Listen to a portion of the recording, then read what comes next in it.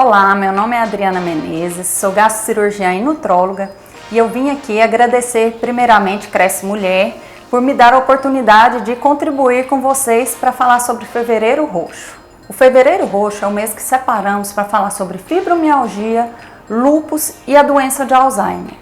As três têm em comum a alimentação contribuir para suas manifestações ou não.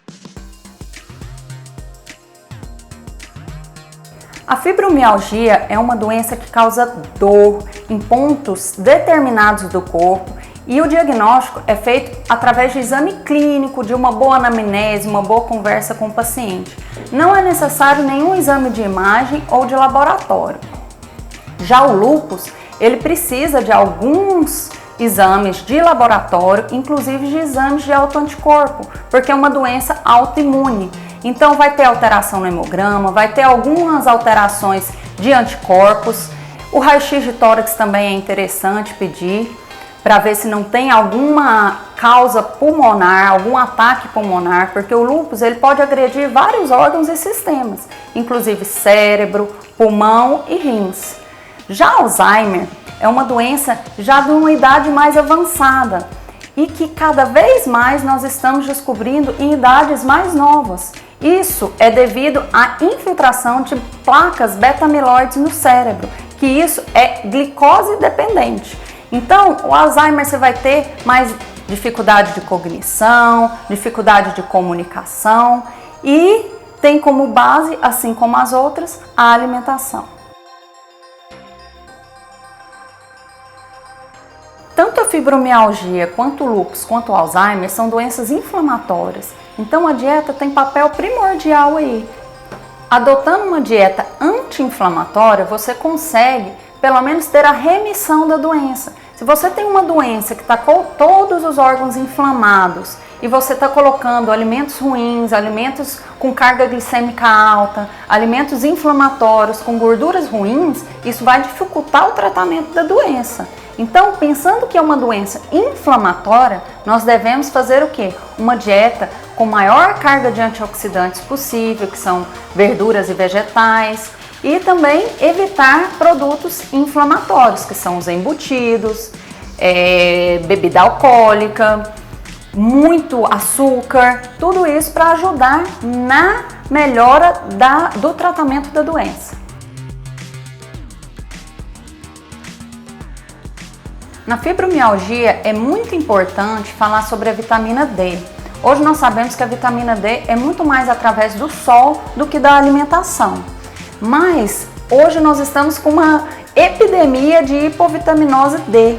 Então, em alguns casos, nós precisamos até mesmo suplementar a vitamina D, porque através do sol não é interessante você ficar em horários tão ruins para a pele para poder ter essa absorção. E não são todas as pessoas que, através do sol, vai conseguir com que suba a vitamina D. Então, a suplementação com vitamina D é extremamente importante para a fibromialgia. E também a dieta anti-inflamatória. O que é uma dieta anti-inflamatória? Diminuir carboidratos simples, diminuir gorduras ruins, que são margarina, óleo de soja, e também diminuir industrializados e embutidos.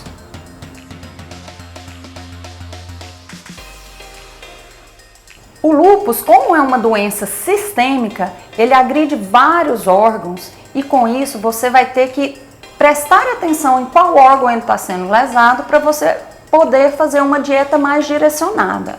Se tem lesão renal, é importante a gente não adotar uma carga grande de proteínas. Por mais que você diminua a quantidade de calorias da alimentação, se você coloca uma carga muito grande de proteína, para o lúpus não é interessante, porque ele pode estar gerando uma doença renal e com isso vai piorar.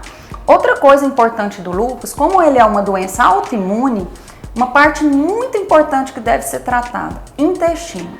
A gente sabe hoje que o intestino é uma das principais causas mesmo da doença. É claro que existe a susceptibilidade genética. Cada um tem um gene que vai fazer o favorecimento daquela doença ou não. Mas cabe a gente tratar nosso intestino para poder fazer com que essa doença não se manifeste. Como ela é uma doença autoimune, todas as doenças autoimunes devem tratar o intestino, melhorando a sua absorção de alimentos e também não fazer com que os alimentos passem ali para a corrente sanguínea. Não chega a ser alimento, são partículas que acabam passando pelo intestino. Se você não tem um intestino bom, um intestino que não funciona bem, ele acaba sendo o que a gente chama de intestino permeável. O que é o leaky gut ou intestino permeável? É quando você tem um intestino que, em vez de você ter duas células juntinhas para poder ter uma boa absorção de comida, de vitaminas, essas células estão abertas e com isso vai passar mais toxinas para a corrente sanguínea. E isso vai favorecer a desenvolver mais ainda a resposta autoimune, como é no lúpus. Então, tratar o intestino de forma a diminuir o intestino permeável, o leaky gut, e isso é como? Às vezes com suplementação de glutamina, tirar laticínios e derivados. O glúten tem papel primordial nisso aí também, porque é ele que ajuda também a ter essa quebra da barreira dos enterócitos, das células do intestino.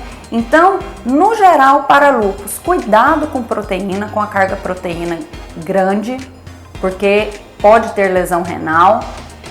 Cuidado também com o intestino, através de suplementação de glutamina, através de colocar alimentos anti-inflamatórios e também tirar os alimentos inflamatórios, que é a lactose, derivados e o glúten. O Alzheimer hoje já é considerado uma diabetes tipo 3. Ainda não é consenso em relação a essa determinação, mas sabemos que a glicose tem papel fundamental na infiltração de placas beta-amiloides no cérebro. Então, o que é o mais importante no Alzheimer? Diminuir carboidratos, carboidratos de alto índice glicêmico, que resumem açúcar, farinha branca, mesmo que farinhas sem glúten. A farinha branca, ela faz infiltração de placa amiloide no cérebro, e também industrializados com alta carga de carboidratos. Lembrar também do excesso de sucos, refrigerantes e aquela dieta anti-inflamatória que em todo momento nós estamos falando. Precisamos adotar a maior variedade de vegetais possíveis e também de frutas. O Alzheimer também é uma doença genética. Pessoas que têm ApoE4 mutada, ela tem uma facilidade a desenvolver Alzheimer. Então, essas pessoas que têm esses genes têm que tomar um cuidado muito maior do que outras pessoas. Eu costumo dizer que genética não é destino. Genética, cabe a você desenvolver esse gene ou não. Quer dizer, colocar ele expresso ou não, porque você pode ter o gene, mas você pode fazer com que esse gene não seja expresso. E uma das coisas que mais faz ligar esse gene no Alzheimer é justamente o carboidrato refinado.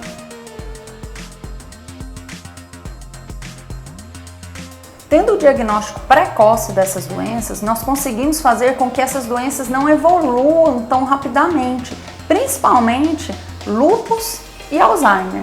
A fibromialgia, ela já é uma doença também que interfere não só a alimentação, interfere a saúde mental, porque provavelmente a pessoa, quando desenvolveu a fibromialgia, teve algum ponto de gatilho ali, né? Que seria a perda do ente querido, uma separação, um estresse no trabalho. E isso é muito importante na prevenção e no tratamento da fibromialgia. Pensar em ter uma saúde mental, fazer seu autocuidado, prestar atenção ao que está te fazendo mal ou não, realmente ter atenção dirigida a tudo que você faz no seu dia a dia. A atividade física nesses casos são de extrema importância. Fibromialgia, ela causa muita dor em alguns pontos determinados do corpo. A partir do momento que você faz atividade física, você faz um fortalecimento muscular e diminui essas dores ao longo do corpo. E isso também é importante não só para diminuir essas dores dessa forma. Você faz liberação de neurotransmissores e isso faz com que você melhore a sua saúde mental e não tenha tantas dores na fibromialgia.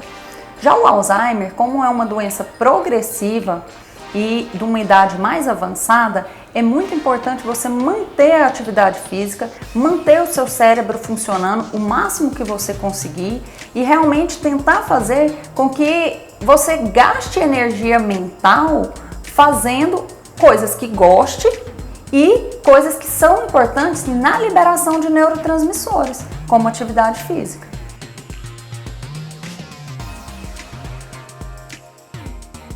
Então, pessoal, corretores e corretoras, a mensagem que eu digo aqui para vocês: o principal é alimentação, atividade física e dormir bem. Nós falamos isso como se fosse um tripé. Se cada um desses três não tiver em equilíbrio, você não vai ter uma prevenção boa de doença, você não vai ter saúde que deseja, uma longevidade saudável. E o que nós queremos mais nessa vida é envelhecer com saúde. E não temos como envelhecer com saúde pensando só em trabalho, não tirando tempo pra gente, não comendo bem e não fazendo atividade física. Então, é esses 3 diquinhas que eu falo para você: a alimentação, atividade física e dormir bem. E o dormir bem inclui aí o autocuidado e a olhar para você por dentro mesmo, pensando na sua saúde mental.